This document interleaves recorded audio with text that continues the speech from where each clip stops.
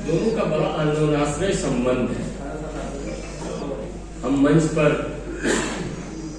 पहले आदरणीय लोगों का नाम बताएं, उससे पहले बताएं, अभी तक मैंने एक फोन उठाया, सिर्फ एक फोन। उस फोन के पीछे का आशय था, मेरी पत्नी का फोन था, मैंने उठा लिया। इसके अलावा कोई जरूरत नारी शक्ति और डिजिटलाइजेशन। मैं इस कार्यक्रम में आया, मैं नेपथ्य का आदमी हूँ, भाषण देना नहीं जानता, एकदम नेपथ्य में रहने वाला व्यक्ति हूँ। मेरी बड़ी बहन कांता कर्दम जी है, जो देश की ओजस्वी वक्ता है, राजनीति के क्षितिज पे है। और दूसरा, इस कार्यक्रम में आने का उद्देश्य मेरा रहा कि जिस तरह लखनलाल जी ने सीता जी के बारे में कहा था कि मैंने श्री चरणों को देखा, तो मैं तो सुजीत ठाकुर जी की पत्नी निर्मली ठाकुर जी के लिए, जैसे ही उन्होंने कहा कि मुझे आना है, मैंने कहा जाना कहाँ है, तो मैं विषय भी नहीं जानता था। अब आते जाते पूछ नहीं सकता था, मैंने कार्ड भी नहीं देखा था, क्योंकि डिजिटल का जमाना है। सुजीत जी ने हमको व्हाट्सएप में लिख दिया और कह दिया आना है। मेरी पार्टी मुझे बाहर भी कर सकती है, बाहर का रास्ता भी दिखा सकती है, जाना कहाँ है, क्योंकि सुजीत भैया तो ठहरे पत्रकार। तो आज इस भव्य आयोजन में हमारी बड़ी बहन जो मुख्य अतिथि है, कांता कर्दम जी, विनीता हरिहरन जी और जमुना एक्सप्रेसवे के हेड बहुत सम्मानित स्मिता सिंह जी, इस शहर में निर्वाचित पार्षद, मेरे साथ भी पार्षद जुड़ा हुआ है, मैं भी विधान पार्षद हूँ, और वहां महिलाओं को भी पार्षद ही कहा जाता है, उसके लिए कोई अलग स्त्रीलिंग की जरूरत नहीं है। ऐसी निगम पार्षद सुमन शर्मा जी। और बहुत अच्छा लगा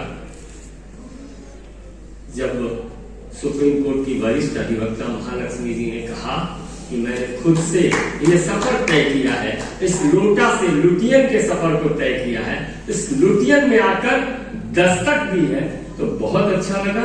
ऐसी बहन महालक्ष्मी जी, सुजीत ठाकुर जी, मेरे बड़े भाई मुकेश कौशिक जी, राजनेता मनोज यादव जी, जयराम विप्लव जी, उमेश जी, और सबसे अच्छे संचालक जो मुझे बीच में बुला लिए, और मेरे प्रतिदिन के साथी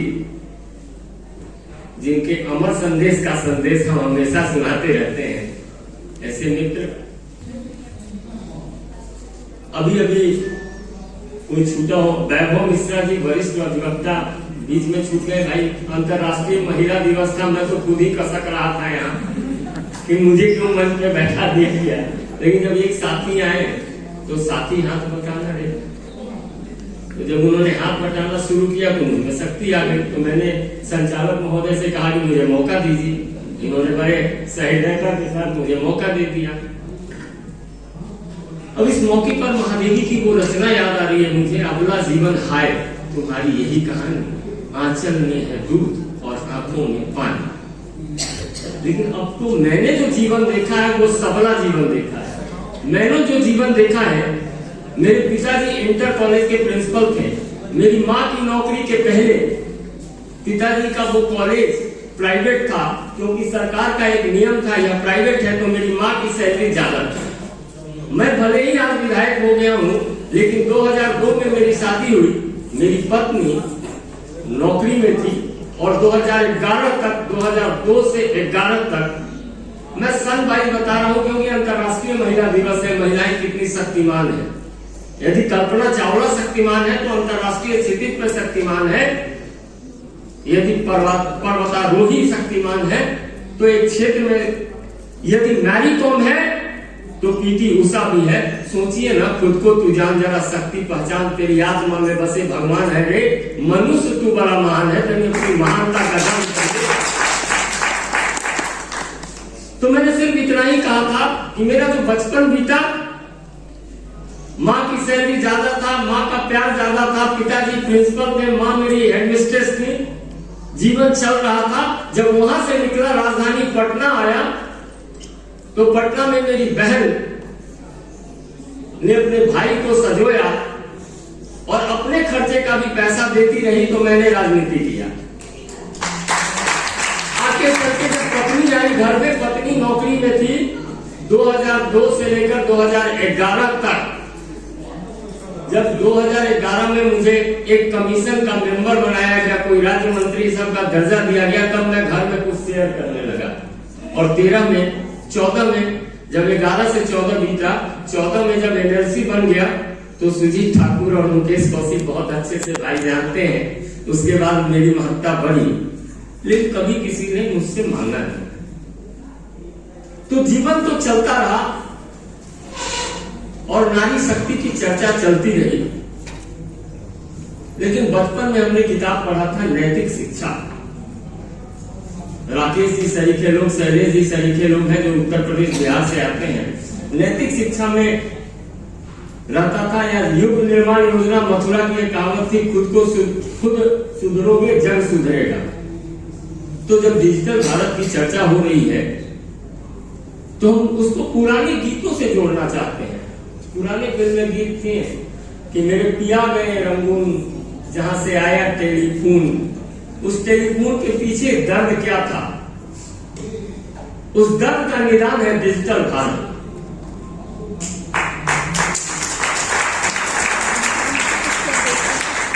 जब मनियार्डर दुबई से सीवान नहीं पहुंचता था, जब मनियार्डर दुबई से दरभंगा नहीं पहुंचता था, तो उस घर में 2 दिन की रोटी पर लाले पड़ते थे। उससे बचने का तरीका है डिजिटल भारत। जब मॉरिशस जाकर, दुबई जाकर, मस्कट जाकर, विदेशों में जाकर लोग नौकरी करते थे, बीमार है, मुझे कहा जाता है दर्द उसको मालूम होगा, वो क्या जाने पीर पराए, जिसके पांव में फटे बेवाए।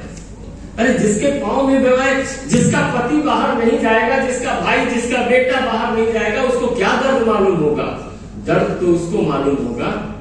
इस सबका निदान यदि विगत कुछ वर्षों में माननीय प्रधानमंत्री, मैं कोई राजनीतिक प्रचार करने नहीं आया, मैंने पहले ही बता दिया, मैं कोई भाषण देने वाला व्यक्ति नहीं हूं, मैं तो एक वर्कर हूं। जिस कारण वर्कर के कारण ही आयोजक से कहा कि भाई मेरी नौकरी है दिन भर सेवा देना।